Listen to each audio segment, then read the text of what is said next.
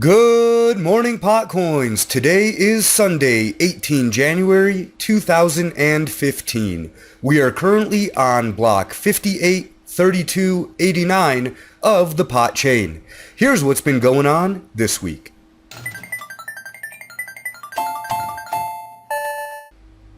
PotCoin is about to turn 1 year old this coming week. On Wednesday the 21st, PotCoin will have survived its first year. This is a big deal considering that PotCoin was born during an explosion of altcoins. And of the 700 plus coins that were created over the course of last year, less than 100 of them look like they might survive this year. At 1 year old, PotCoin is still in its infancy. It's still crying and puking and crapping on itself. It still needs a lot of attention for it to grow up to be the pot culture's counter-economy currency of choice. The PotCoin community will still need to feed and burp and change its diapers this year. It just has to survive until the mainstream is ready for it. Once that happens, the strategy can switch from survive to thrive. In other news, PotWallet.com was accused of stealing coins by Reddit user TheLazerViking. He had a whole bunch of coins in there and could not send them out. And that led him to believe that PotWallet was not solvent.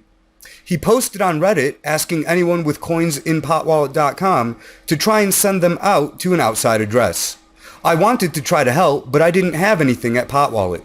TheLazerViking sent me 500 pot to my PotWallet ID. It went through instantly.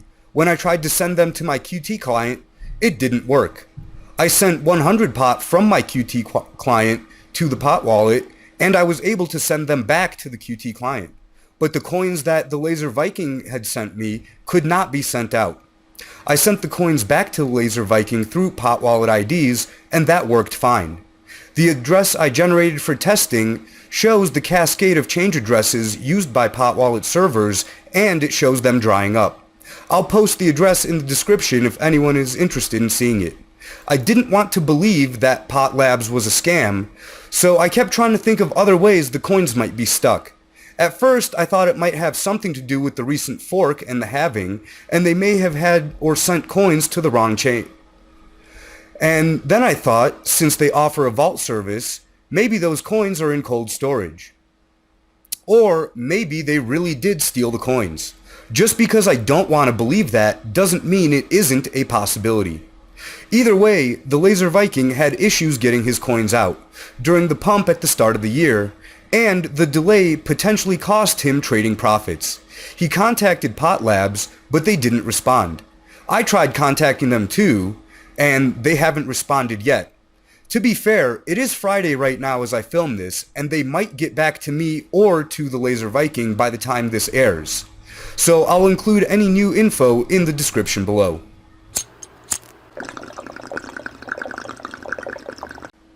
Skinny girl Bethany Frankel is a prominent figure in the alcohol community, and now she wants to break into pot. Bethany created the Skinny Girl brand, which primarily focuses on fat-free cocktails. She recently visited Aspen, Colorado, and was inspired to find, or maybe even create, a strain of pot that doesn't give you the munchies. I'm not sure if it's possible, but I'm glad someone wants to try and find out. Selective breeding has led to a huge array of smells and flavors, and potency has been increasing too.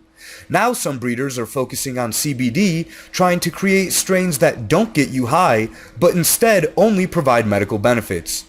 If the Skinny Girl brand can pull off pot that does get you high but doesn't give you the munchies, it could be a revolution for the diet industry. Most diet drugs are based on stimulants that suppress your appetite.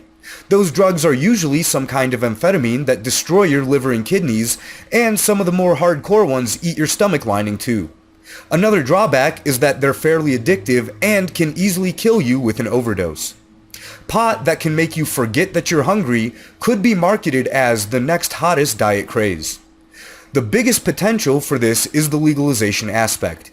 If women want pot because they think it might make them lose weight, it will be legal everywhere. Don't underestimate women's power to change laws and social norms. If women didn't like diamonds, diamonds would be thousands of times less valuable. If all women got together and decided to stop sleeping with soldiers, there would be no war or armies ever again. And if enough women wanted to smoke pot, it would be legal everywhere in the world. I think that it's about time women got together and used their powers for good, and by that I mean freedom, instead of evil, and by that I mean socialism.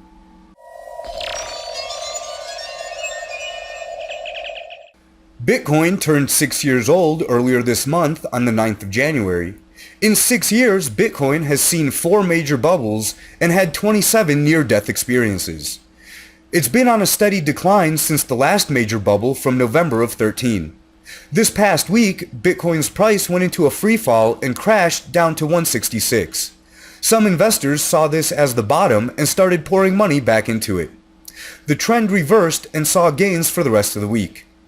But have we hit the bottom and bounced back? I don't think so yet. I still think that Bitcoin will be sub 100 within the next 2 months, and there will be more bubbles and more crashes. It might be this year or it might be next year. I think it'll happen close to the next halving. My prediction is a high of 10,000 per coin and a crash back down to 800 or 1,000.